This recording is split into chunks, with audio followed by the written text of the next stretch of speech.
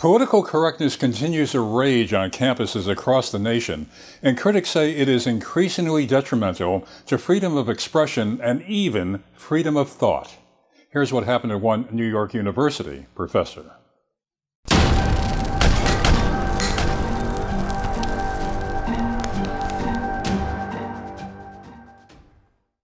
I'm interviewing Professor Michael Rectenwald of New York University, who appears to have been a victim of political correctness on campus gone awry. Professor, is that what happened? That is a plausible interpretation indeed, Larry.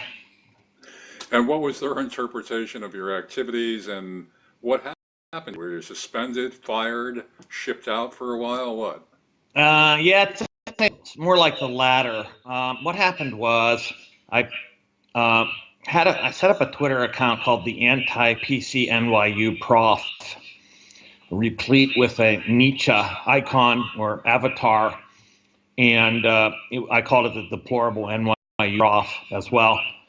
And I started making tweets about political correctness. For example, this Halloween was coming up, and there was a flyer that went out to the students, and some of them forwarded it to me, in which it said things like, be careful of your Halloween costume, check yourself, go online, check to make sure you're not appropriating or offending anyone, and I tweeted out the flyer and said as a comment, the scariest thing about Halloween today is the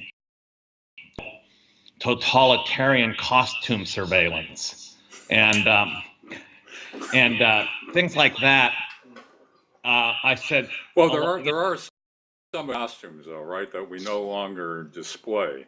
So yeah, there are offensive costumes that we try to avoid, but the real terror now is actually trying to find because it's so shaky, and so who knows what's going to offend somebody. So likewise, they've made this into a major issue, right? I mean, a woman at Yale actually basically quit over being attacked for simply saying, in response to an email by the president or provost, that she thought it was over the top what they were saying about Halloween. And then she got surrounded on campus by a bunch of students who screamed at the top of their lungs about this as if she had killed their whole family. And I mean, it's just madness. So I said things like, I did have one rather tasteless tweet. I'm not going to repeat it because I've deleted it. It was perhaps in poor taste, but it wasn't anything sexist, homophobic, racist. It was against SJW ideology itself. What were some of the other extreme examples of PC at NYU that you encountered? Just a few days before Milo Yiannopoulos was to appear on campus, he was being brought in by the college Republicans. They canceled the event, saying that it was too close to an LGBTQIA center, and that someone going to said center may stumble upon the event and thus be triggered. The Halloween thing was another. There was an issue right before the semester began. We had my syllabi was already finished. Were already finished. I had submitted them, and we got an email from an administrator who said, "We'd like you to put this other line item on the syllabus called the bias reporting line or bias hotline." So that students, it basically has this language. It says, encounter a microaggression or fraction or a bias incident in the classroom, email this email address or call this number. I suggested in my tweet that this represented panopticism, or a kind of totalizing surveillance system in which every student becomes a sentinel of surveillance against every other one and the professor. I think it's madness, so I refuse to put it on. And so things like this, I've seen this encroachment, on NYU. I've seen it also in other places, so I started saying to myself, well, this is really coming to a theater near me, College campuses traditionally were places, marketplaces of ideas, where Right. all sides spoke and then you would decide rather than shut anything down. So that's Right. changed radically, hasn't it? Oh yeah, it's entirely changed. Even with people who I consider to be rather, not that they're not profound, but they're rather innocuous, like Christina Hoff Sommers or Camille Paglia. When they go to campus, they're routinely screamed down. They can't get a word out edgewise hardly. They have, of course, there's always a safe space nearby to which the students can retreat in case of being triggered or otherwise, encountering an idea or thought that may make them feel other than perfect, comfortable, safe, or even they might even feel erased. This is one of the things they always complain about. I feel erased. So we have to worry that we don't erase people. Does this foster thought, pure thought, or does it really shrink intellectual? This is thought police, thought and express police, and it also amounts to a severe curtailment of inquiry. It isn't just that full free expression is being curtailed, but inquiry itself, that's investigation, because have to accord with the SJW or social justice warrior or PC authoritarian dogma in advance. For example, you can't even suggest that there might be a connection between gender and biology, or even sexual difference and biology anymore. You can't. This is a religious dogma that cannot be contravened without consequence. A lot of this is anti-science, would you say? It's anti-science. I've studied, the sociology of scientific knowledge and what's called science studies, which is a critical humanities and sociology-based criticism of science that began with Thomas Kuhn's The Structure of Scientific Revolutions, but then gained speed with the sociology of scientific knowledge and then other critiques of science. So I've seen the science critique, and I accept that some critiques of science are valid, but this became anti-science on the left. There became a kind of anti-science proclivity that has become really strong. And anything that reeks of scienticity is called scientism. And just, basically this is the poo-poo word.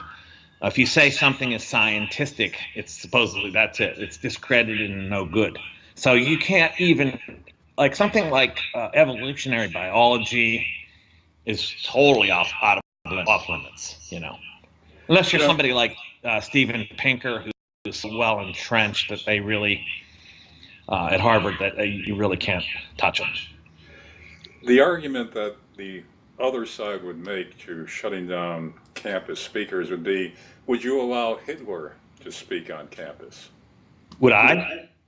Yeah. Personally? Yes. Why? Unless he's calling for the genocide of people or actual inciting violence, like directly, you have to let, I don't think that. Here's the problem. This is a slippery slope in both directions. But the main direction that scares me is this. Unless the people are willing to allow free speech, if that speech is promoting ends that they accept, and they are really willing to shut down anything that they see as promoting ends that they don't accept.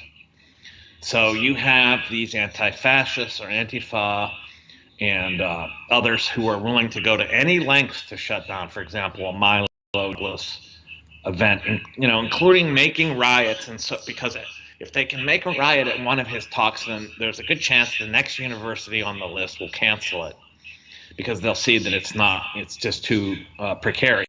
They're the ones actually inciting the violence to shut down him. So do violence. In fact, at one of Milo's most events, someone was shot by an Antifa, and they thought they were shooting a right-wing reactionary or alt-right person. It turned out to be a Bernie Sanders supporter.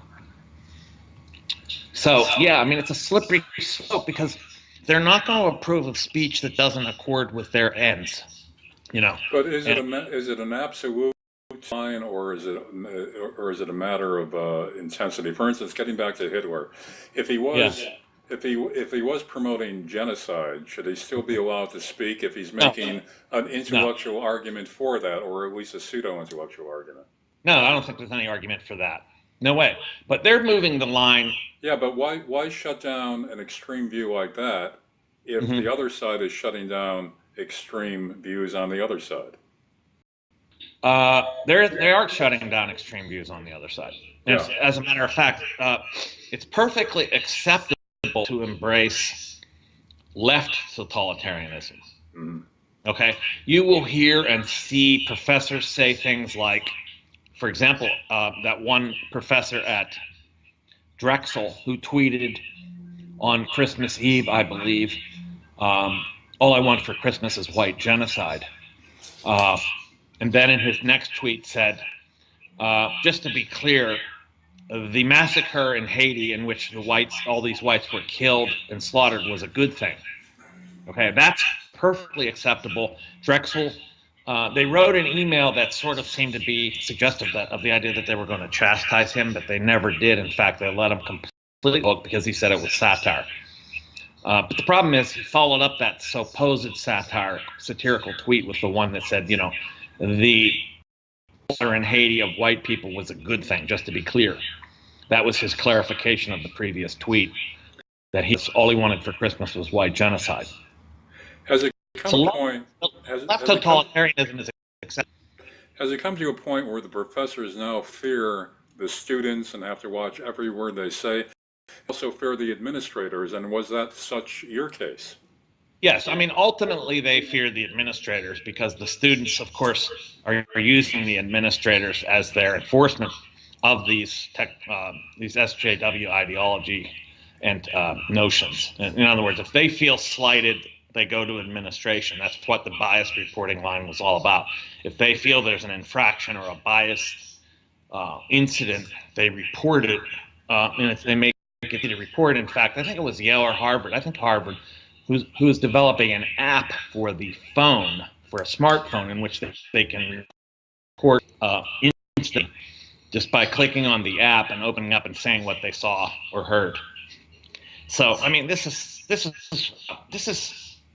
surveillance. This is Orwellian. This is panopticon, as Michel Foucault put it, or as Orwell put it. This is Big Brother. This is 1984. It's here. How did they handle your case, and why? What was the reason they stated for your removal? Was it? It was a leave of absence. Like I said, they tried to suggest that it had nothing to do with what my opinions were. They said that my opinions had no bearing on it. That I take a voluntary leave, but actually things were going very well. I didn't suggest any meeting with the dean. They suggested it. I didn't call the human resources person and say, "Hey, listen, now." I was looking at my interview with the Washington Square News, and I think I'm losing my mind. No, That's the campus newspaper. The campus newspaper, yeah. Yeah, that Washington Square News. Now, I didn't call anybody in. I didn't say, I never gave any indication it was their idea. So, And in the interview, you said that you were losing your mind? No. In the interview, I simply critiqued all these things that I'm saying right now. I said very similar to what I'm saying now. Uh-huh. In fact, I said this culture is insane. This SJW culture is nuts. I'm not the first one to say it. Pinker said it. I mean, hundreds of people are saying this. But I didn't think they were saying it at the time. I've done a lot of reading since. What happened with human resources? They said this person would come in. They were in the meeting, and they acted like it was all about me. Then this person escorted me to my office and asked me if I needed anything and all these kinds of. They sort of turned it into a kind of a hospital or infirmary routine, if you will. And that's very ironic because I said one of the things I said in my interview. In fact, this whole ideology is turning the university into a hospital because it's making everybody potentially infirmed on the basis of some sort of trigger. So they were suggesting or implying that you might not be mentally stable? Yeah, I would say they probably were. That was probably the implication. Other than your hair being unkempt as it is now, were there any other indications? Well, the interview, in which I said things that, I guess one might say, daring to say what I said under current conditions was either very courageous or perhaps nuts, because to say it would only bring the punishment that I referred to, you know. Um, and interesting because it did, in a way it did come because it's not just the leave of absence that has been the issue. I've had basically shunning from 80 plus colleagues.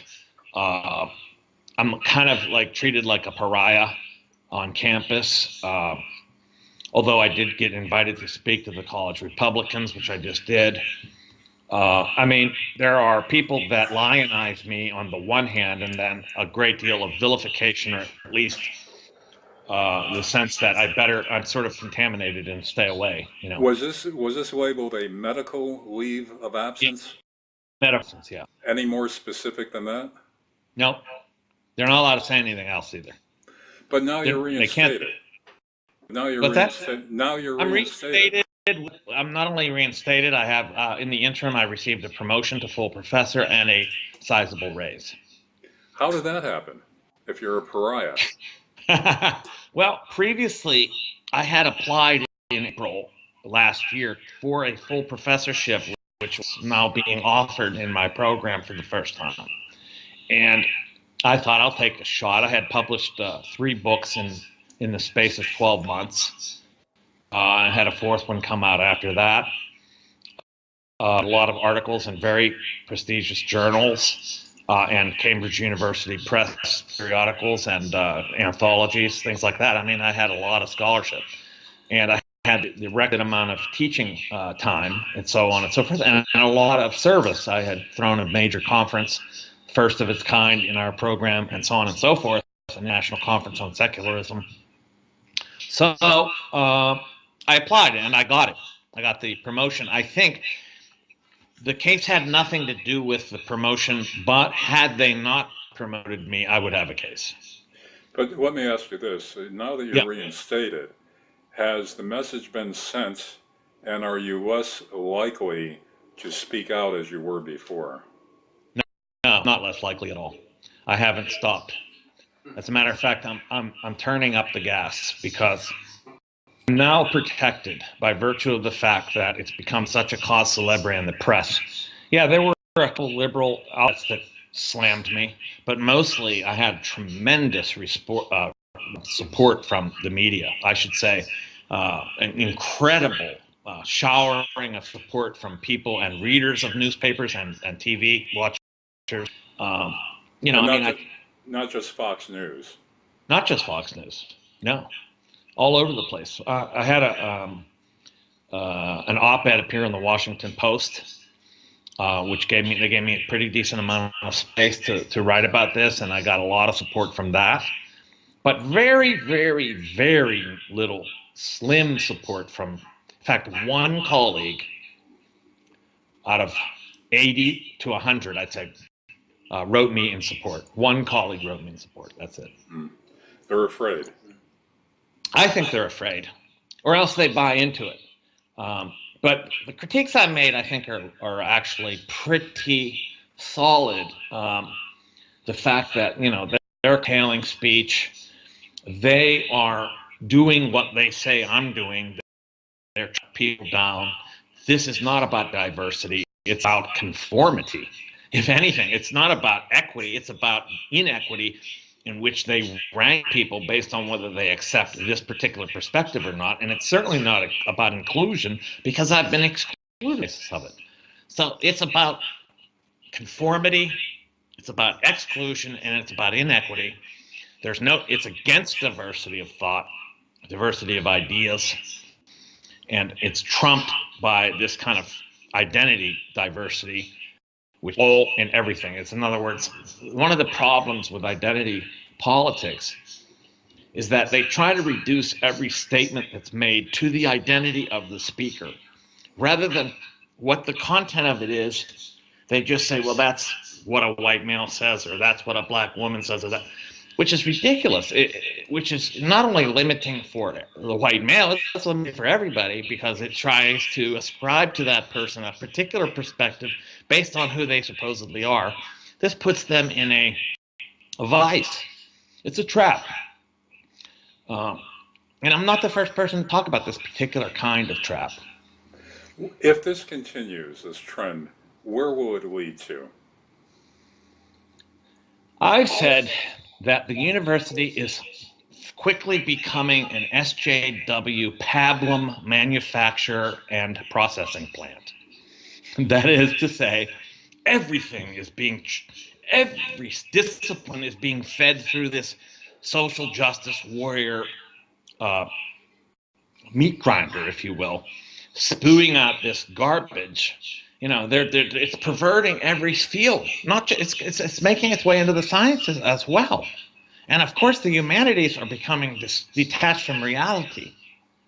Okay, I mean they're divorced from reality, and they're also divorced from inquiry and rigorous subjection of particular claims to scrutiny, and the onus of evidence. Evidence is just not necessary. In fact, it's verboten in a way. It used to be, in the old days, traditional university educations were set to teach you how to think. That's right. Was the main. That's been my particular standpoint long before this controversy began. I was quoted by a guy named Cliff Kincaid, who wrote a book called The Marxist Mandarins or something like that.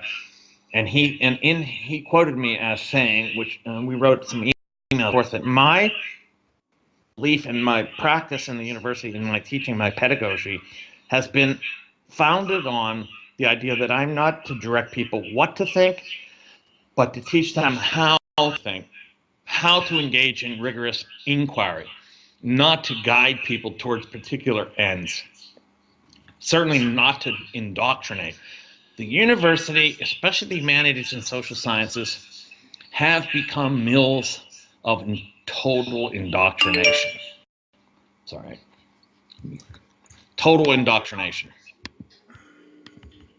With Trump now the president of this country, and with somebody like Trump who quite often mentioned his own objections with political correctness, yeah. Do you think he's going to put a damper on it, or the reaction against him is going to make it blossom even more? The latter. And we see that already. It started the very day after the election. It began with the safe spaces replete with coloring books, therapy pets, pacifiers. I mean, I'm not kidding. That's on campus. This has all happened. Okay, I'm not making this up. Tell us about the safe spaces. The safe spaces are sites and the microaggressions. Yeah. Safe spaces, let's start with the safe spaces since you mentioned that first. Okay, I want to go into a little history about safe spaces. Do we have time for that? Yeah, plenty of time. Very brief history. There's a legitimate history. There was a legitimate use for safe spaces as they were first conceived. They were conceived basically by black feminist women who wanted spaces within which they could talk to each other without interference and bullying by men, white women, others, anybody. Perfectly legit. People have the right of assembly to assemble together in any kind of configuration they wish as such. Now, there is possibly a constitutional issue when you public spaces in public universities, but I'm not an attorney, so I won't try to adjudicate that. That I have no objection to. What I'm objecting to is the uses that this has come to take on college campuses. They no longer represent these spaces in which people can, collaborate as such. They're used, in fact, instead as spaces of protection from thoughts and ideas that they don't want to hear. They're always set up in responses to and as adjuncts to particular speakers coming onto campus or events or like after the election and things like that. After the election, these places were retreated to by students who needed some sort of comforting, some sort of petting animals, some sort of pacifiers and coloring books and so on and so forth. The safe spaces has become a pediatric care unit on campus, for lack of a better term. I mean, there's nothing else to say. They also symbolize their own safety or their own representation of themselves as safe spaces with safety pins, which, of course, are redolent of diapers. I mean, I've never seen a safety pin without thinking of a diaper. But, I mean, I hate that. I don't really enjoy mocking this, but it's impossible. They satirize themselves. It's impossible not to, I should say. The microaggressions is so nebulous as to be almost indescribable. Anything could be construed as a bias incident or a microaggression. For example, say a white woman walks into a cafeteria and all the tables are taken except for two. There are only seats at these two tables. One is occupied by a black woman, the other by a white woman. If she sits with the white woman, someone else sees it, they can report that as a bias incident, be a form of exclusion. Things like that. Anything could be a bias. You might look at somebody the wrong way. You know, turned and smiled at this person who happened to be white, and when you turned this way, you had a frown on you had a more somber look, and the person in front of you happened to be black. That could be indicative of some sort of disposition on your part, and an incident that could be reported. There were objections recently to the word of master when applied to something mechanical because of remnants of slavery. Yeah, the word master is really verboten because it's indicative of slavery. Even computer technology, when you talk about servers and servants, which is how the relationship between, for example, this laptop and the servers from which it's gaining information, that relationship, they've challenged that kind of language. You name it. I mean, anything you think of, it's probably happening and more. It goes beyond imagination, actually. It's unbelievable.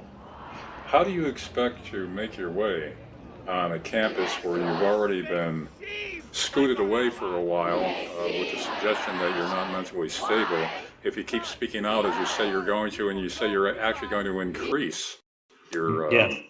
Well, here's how I made my re-entry back into the office, because I actually had, a fair amount of apprehension about returning to the office, and I'm with a film crew. I figured, if I had a film crew in tow and I was being interviewed for a MBC, this is South Korea's #1 television network. They wanted to interview me about things. I came in with a film crew. The dean saw me in tow with the film crew in tow. I want to give the impression that, the media is at my disposal and there to protect me, and that I'm going to keep speaking out. And the more public and visible I am, the more protected I am. If I hide, if I skulk around like some sort of a, pariah, then I'm actually more endangered. In Europe, there's already, I think, of thought police where you could actually be incarcerated for denying the Holocaust. Now, of course, the Holocaust did occur, but should a person not have a right to deny it if he's stupid enough or crazy enough to believe that it never occurred? They should have the right to do so, sure. Now, I mean, it's also the right of other people how they respond to that person as such, to respond, not by hitting them or infringing upon their rights, but they could certainly ignore them. Yeah, I mean, that's a separate way of handling it, which is fine. You could be ostracized by people who don't agree with it. But I mean, to actually have that as a criminal offense, I mean, doesn't that lead to... And there's things like this happening more like issues in France, where a mayor of a small French city said that it was a problem that the French population was so small in the schools and there were so many students from other countries were there. They were now the majority. He said this was a problem. That he's actually going to go on trial for saying that it was a problem. It's It's not. How did it all get to this point? Well, Considering, there are con, considering the grand intellectual tradition of American universities, how did it reach this point? uh, well, I mean, there's a number of explanations. I'll run a couple down for you. Steven Pinker, who I admire, but don't totally agree with, but I think he's a legitimate thinker and psychologist at Harvard. He suggests we're now in what he calls a degenerate or a phase of political correctness. That in fact there had been, of course, real issues to address, but all the low-lying fruit has been picked, and now basically people are just going out of their way to impose this this political correctness when in fact the so-called infractions are minimal, if and almost indescribable at this point. Microaggressions. Notice how it's called a microaggression, because it isn't a macroaggression. So what is it? Who knows? So that's one explanation, that we've entered into a decrepit or degenerate phase of social justice. Another one is that, and the one that I kind of prefer myself, is that what's happened is administrative control, administrators and the state and other apparatuses of control and order have absorbed these notions from leftist ideology and have turned them into punitive tools of control and surveillance and control. In other words, and here I'm sort of following on the theory of postmodern theorist Michel Foucault in his essay Panopticism, in which he talks about how in the modern world discipline moved from a corporal to a non-corporal panoptic or all-seeing form of surveillance means for keeping people in line. And I think what's happened is what were heretofore probably progressive or otherwise, emancipatory ideas have been co-opted by institutions in order to surveil upon and discipline their subjects. Is the most chilling, or one of the most chilling parts of their experience, is that there's so little support from colleagues who should know better, according to you? Yes, there's so little support from colleagues that should know better, that there's so much of a cowardly, pusillanimous disposition amongst faculty members and the professoriate in general, and the intellectual class more broadly speaking. I mean, it's amazing to me that we have an intellectual class that has been cowed into utter and total submission. They don't have the nerve or guts to speak. What a predicament that is. That's probably the worst thing that this has shown me. Is this somewhat akin to the Cultural Revolution that China went through under Mao, where they went after all the intellectuals, the professors, et cetera, et cetera? Yes. There are definite parallels. And one of the things, as I've suggested, it's coming from the left. It's totalitarian in its nature or character. It has a way of punishing dissidents. It's after those who think aberrantly, if you will. They're not being properly disciplined and their thoughts are not properly in line with the party line or the state or the institutional apparatuses and the social order. So indeed, it's very, very much like that. It's a softer totalitarianism, of course. So far they haven't killed anyone over this yet, although people are being shot by some of their criminals, like I mentioned with reference to the Milo Yiannopoulos event.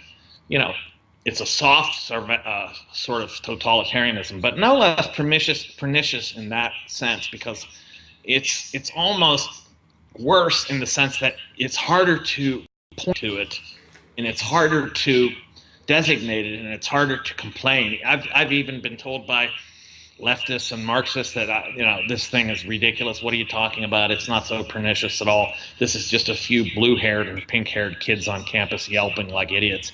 I don't agree with that. I think this is a pervasive ideology that's permeated the entire social body. Well, Sinclair Lewis said in the 30s that if fascism ever comes to America, it'll be wrapped in a flag and carrying a Bible. Yeah, that might be true for fascism, but if totalitarianism ever comes to America, it might be wrapped in a sort of some sort of hippie paraphernalia. I don't know. It's wrapped in identity. It's interestingly wrapped in feminism. It's wrapped in LGBTQ clothing. It's wrapped in transgenderism. It's wrapped in a really interesting array of ideas that are, I don't even think they're ideas. I call them memes or plug and play notions that these people have. That are really precluding and thought and dangerous socially, I think. The Trump effect, before we wrap up the interview, again, Sure. What do you see that effect having on the economy and on political correctness? Okay, what I've said, and mind you that I had come from a leftist tradition, but I have said this and I have said it, I'm still going to maintain this. The reaction to Trump will be worse than Trump. And I think that's what's happening. The hysteria and the kind of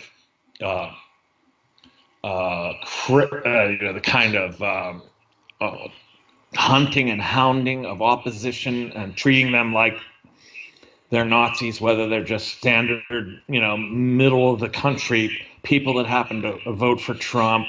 The vilification of this whole group of people, the basket of deplorables, this kind of disdain for middle America has become not just a kind of disdain, but now it's become so convinced of its virtue that they're willing to and able to take on the mantle of violence and authoritarianism and, total shutdown and smackdown of others. I mean, it's incredible. As I said, I think the Trumpism is less of a problem than the reaction to Trump will be. What were the factors and the frustrations of middle America, flyover America, whatever you want to call it, led to the election of Trump? Interestingly enough, and I've said this before, others have also said it in different ways, the PC authoritarians, in a way, produced this revulsion for liberals and the Democrats, because the Democrats offered nothing to white or middle America working class people, and they seemed to do nothing but embrace identity politics and parade it around and make white, not just saying they're going to help the inner cities, which they don't do, but suggestive of the idea that the white working class is actually the opponent and the enemy, and they are these gun-toting and Bible-grasping morons who must be stopped, and they have, the culture war is a political, spilled into the political, of course, and I think that PC authoritarianism has actually produced a lot of the revulsion for liberals and the Democratic Party that helped Trump rise in his ascendancy. They have, the Democrats pretend to be about economics in some sense, but they haven't had any economic solutions to offer. They had nothing to offer that way. They haven't had really anything to offer the working class, whether white or black or otherwise.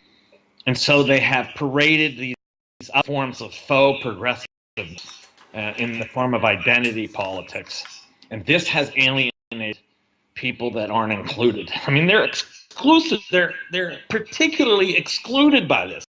They're demonstrably excluded by this.